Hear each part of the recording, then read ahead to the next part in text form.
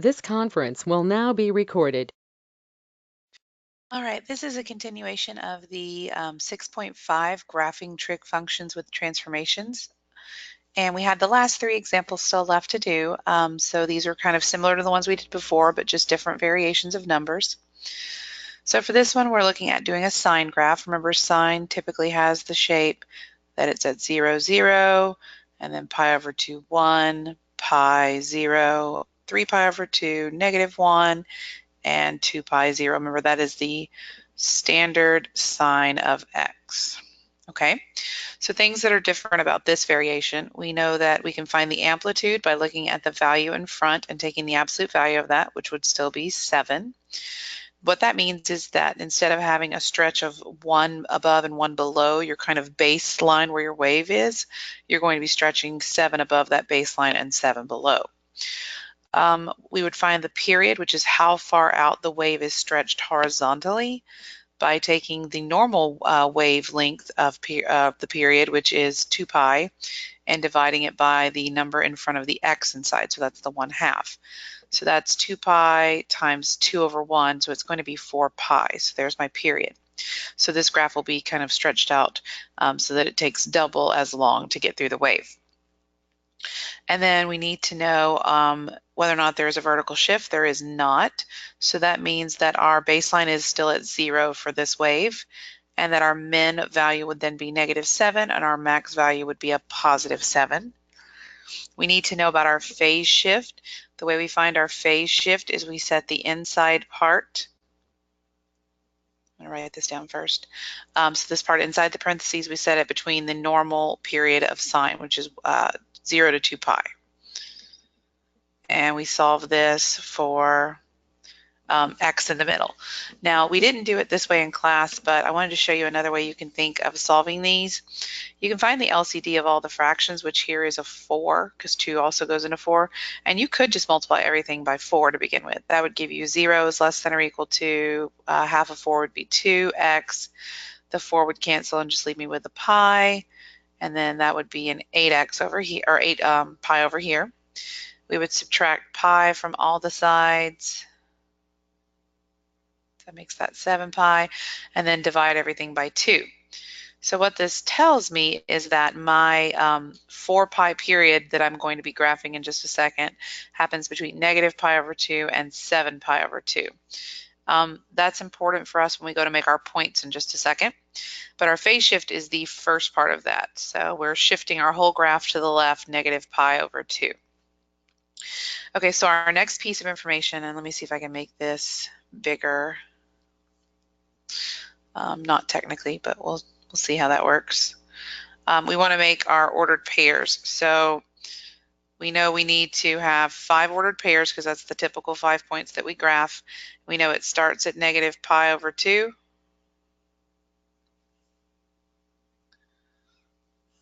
That didn't help. Let me see. So that's a -pi over 2. It's not wanting to write.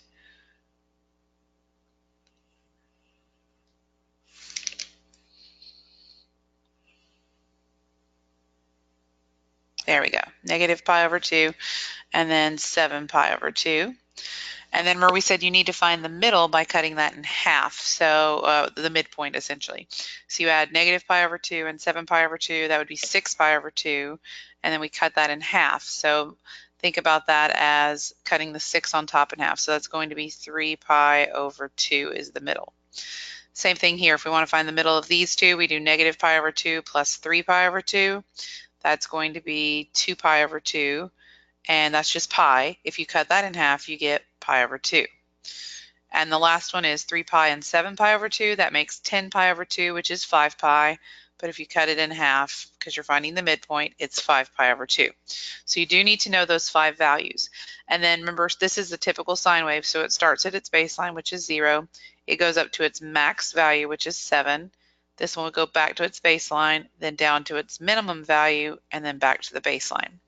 So let's graph this out. So -pi over 2 is here. We need to know where pi over 2 is. 3 pi over 2. This is 4 pi over 2, 5 pi over 2, 6 pi over 2, 7 pi over 2. So that's as far as we need to graph it. And we start at 0 here at negative pi over 2. We go up to 7 when we get to pi over 2. We go back down to 0 for the 3 pi over 2. At 5 pi over 2, we're down at negative 7. And at 7 pi over 2, we're back at 0. So notice this graph is the normal sine wave, but it's stretched not only vertically, but stretched out long on the horizontal part as well, since it's taking longer to get through its period. Okay, so let's look at the next one. And let me erase that. There we go. So what we want to do with this one is we want to write down what we know. So the amplitude is 3/4. The period, okay, so this one's interesting. You always divide the number in front of x, which is 2 pi, by the, you divide that into the period of the normal sine function, which is 2 pi. When you do this, you actually get 1. So this is the first time we've encountered a period that has not got a pi in it. But you've got to remember the pi stands for 3.14. Approximately. So we know that 1 and also pi over 2, we learned when we were doing unit circle stuff, was like 1.57 or something like that.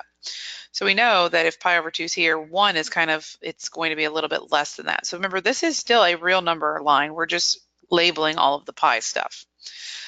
So then we don't have any phase shift here because there's no plus or minus anything inside there. We don't have any vertical shifting.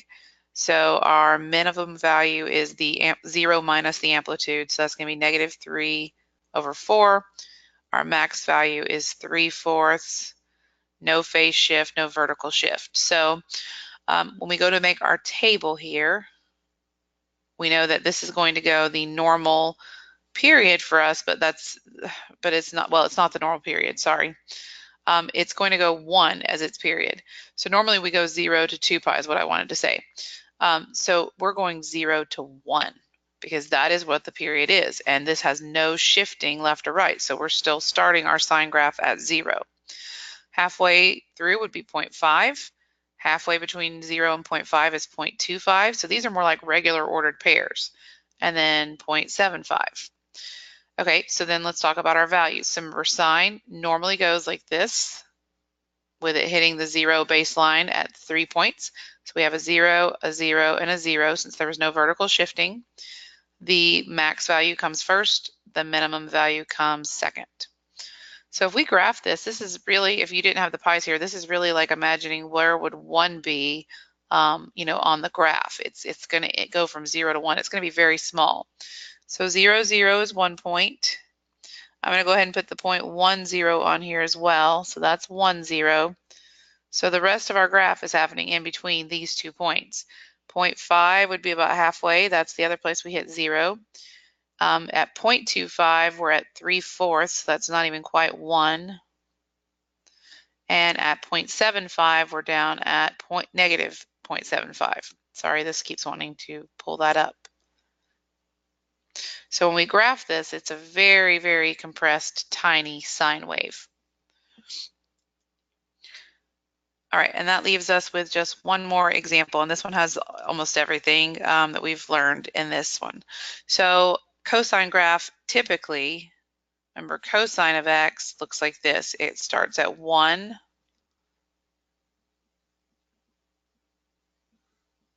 Sorry, that was a little bit bigger than I thought it was going to be. Erase all the drawings. It's not going to let me. Okay, and so this is -1 down here, so it goes like this.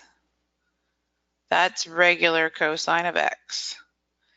We have a negative in front, which means we're graphing negative cosine of x, which means it has been reflected. So instead of starting at +1, it starts at -1, and it's completely inverted to the original. So this is the type of graph we're doing, okay?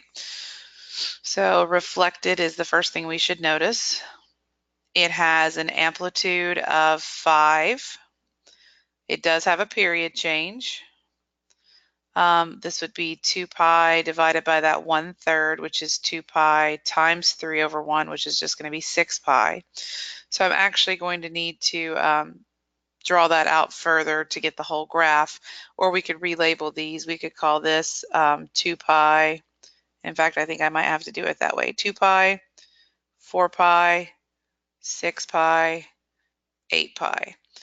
And then we'll call this negative 2 pi and negative 4 pi, just so we can fit it on our graph. We have a vertical shift here. We'll get to the phase shift in a minute of up 3 because it's a plus 3 at the end. What that means is that is your baseline instead of 0. 0 has always been our baseline just in regular cosine and sine. So when we go to do our graph, we have to think that our baseline now is at positive 3. So when you talk about your amplitude in terms of your min and your max, you have to go plus 5 and minus 5 from that point. So that makes my maximum an 8 and my minimum value I'm going to reach a negative 2. So that is completely based off of that vertical shift and the amplitude. And then we need our phase shift. So remember, I always set the part in between the parentheses in between 0 to 2 pi because that's the standard period of cosine and sine. And if we multiply everything by 6, just to clear out those fractions so we don't have to deal with them, that would be 2x plus pi less than or equal to 12 pi. Subtract pi from everything. That's going to be 11 pi. And then we need to divide everything by 2. So when we go to make our chart in a minute for our ordered pairs, we know it starts at negative pi over 2, and we'll have 3 points in between, and then it ends at 11 pi over 2. So the phase shift, we write that as it's negative pi over 2, which means left. Okay, so remember now this would actually be negative pi now since I've rescaled this. So negative pi over 2 is going to be only a quarter of the way here. So that's negative pi over 2. 11 pi over 2 is 12 pi over 2 is 1 bigger than that, and that's 6 pi. So that's going to be just a quarter away from here, since this would be 5 pi in the middle. Okay, now we need to find the rest of the points that we need to mark in the middle. So remember, you add these together, that would be 10 pi divided by 2, which is 5 pi, and then we cut it in half. That's how you find your midpoint. So 5 pi over 2.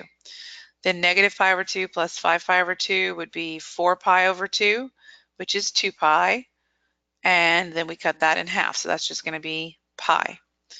5 pi and 11 pi added together is 16 pi over 2, which is 8 pi, but then we cut it in half, so it is 4 pi.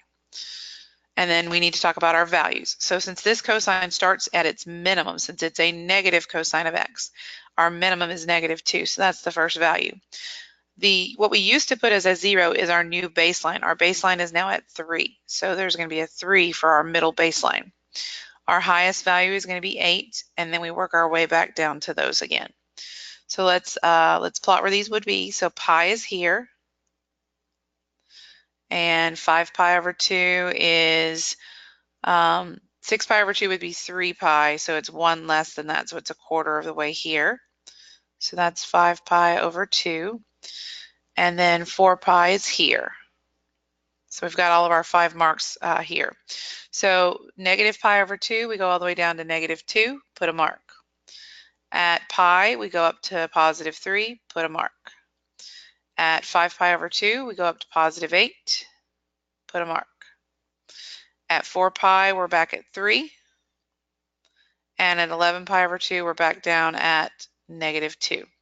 So notice this is a cosine function that has been reflected upside down, shifted to the left, shifted vertically up, and it also has been stretched not only vertically because of the amplitude, but it's been stretched horizontally because of the period change. So that is the last 3 examples that I had in the notes.